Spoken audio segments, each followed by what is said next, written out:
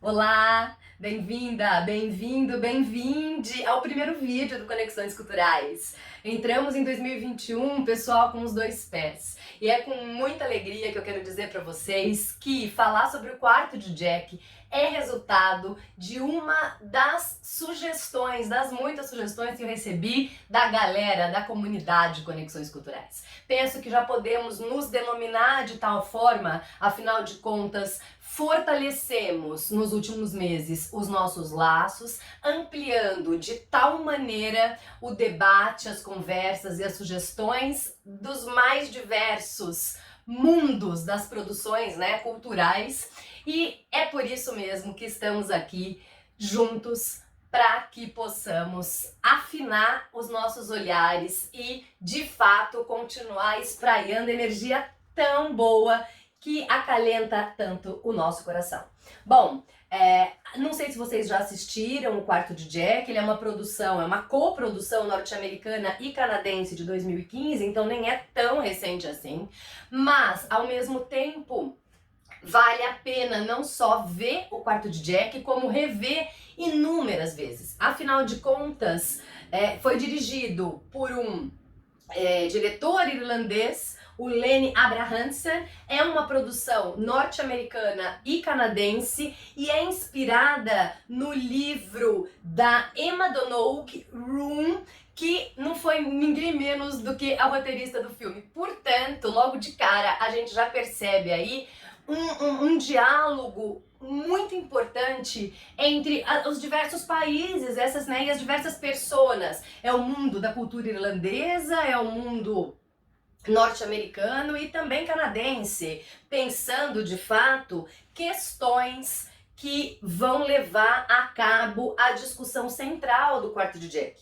Bom, antes de mais nada, eu gostaria de dizer para vocês que o filme é narrado pela ótica do Jack, tá? Uma criança que nasce num quarto e vive os primeiros 5 anos da sua vida ali.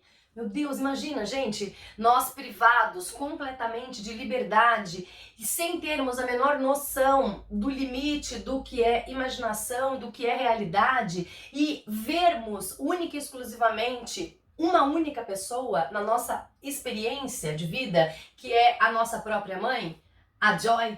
Bom, é importante a gente parar para pensar que o grande valor que vai ser debatido no filme é a relação, para além da relação entre mãe e filho, que é brilhantemente explorada na produção, também o valor da liberdade enquanto experiência crucial do espírito humano e da própria trajetória humana.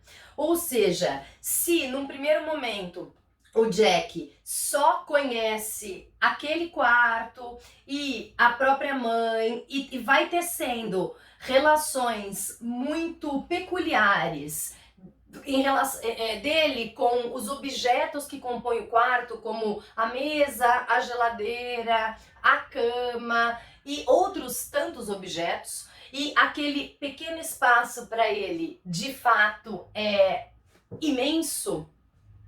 Em algum momento também ele se decepciona quando no aniversário de 5 anos a mãe dele conta para ele que eles são prisioneiros e que ela tinha sido raptada pelo algoz dela, o Old Nick, ou o velho Nick em português, e eu não sei se vocês sabem ou não, mas no século XVII chamar o diabo era comum na Europa, né? Chamar o diabo por essa expressão Old Nick. Então é interessante a gente observar em que medida também é a questão da temporalidade desse homem, desse algoz que está ali o tempo inteiro suprimindo todos os desejos, a liberdade, impondo uma determinada condição de vida para Joy e para o seu filho, né, do cárcere privado, também vai ser um problema de ordem moral,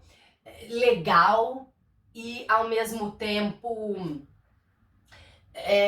o ponto e a chave para que os dois consigam de fato tentar juntos ultrapassarem o obstáculo, né, que o Old Nick impõe a eles, que é precisamente a vida em cárcere. Bom, mas a história basicamente conta, né, a Joy sendo raptada pelo Old Nick e levada para esse quarto, para esse sótão, que é uma casinha que fica em Ohio, no Canadá, e que vai ali ficar presa ao longo de 7 anos. Portanto, dos 17 aos 24 anos, ela se torna refém desse criminoso. E logicamente, é absolutamente violentada das mais diversas formas por ele, todas vis, mas uma delas é o estupro, no qual vai resultar o nascimento do Jack. E é interessante nós observarmos, e agora entrando nessa questão que é de fato a relação entre mãe e filho, como os laços entre as duas, né, os dois personagens vão fortalecendo o que eles de fato têm para compor ali num universo que é tão deles, mas que ao mesmo tempo é único de cada um e extrapola as suas expectativas e possibilidades de imaginar um mundo novo. É incrível que no aniversário de 5 anos do Jack, a Joy conta para ele toda a sua experiência absolutamente traumática. E, portanto, ainda ele diz assim para ela: mas mãe, eu quero voltar até 4 anos, porque ele fica absolutamente arrasado de saber que tem todo mundo, que a televisão é verdadeira, que não faz parte da imaginação dele e que existe um céu e que ele pode viver. Bom, e a partir do mundo dele, né, e do trauma que ele enfrenta junto com a mãe, de que eles estão ali de fato presos porque o trem causou determinada situação, ele ultrapassa o trauma e começa a costurar com a sua mãe as possibilidades da conquista da liberdade. E é maravilhoso, porque eles vão se conectando em uma interpretação magistral desse garoto, né, que chama Jacob Tremblay, né, que hoje está com 14 anos, e ao mesmo tempo a atriz do filme que ganhou muitos prêmios, inclusive o Oscar, o Globo de Ouro, o Critics' Choices Award, e que é a Brie Larson, ou seja, uma atriz que de fato teve muita visibilidade na sequência do filme. Em suma, é uma produção que nos faz pensar, primeiramente, na relação entre mãe e filho, na relação de confiança entre dois seres humanos de gerações completamente diferentes, no desejo intrínseco que faz com que eles lutem juntos pela conquista de uma condição minimamente digna de vida e de sobrevivência.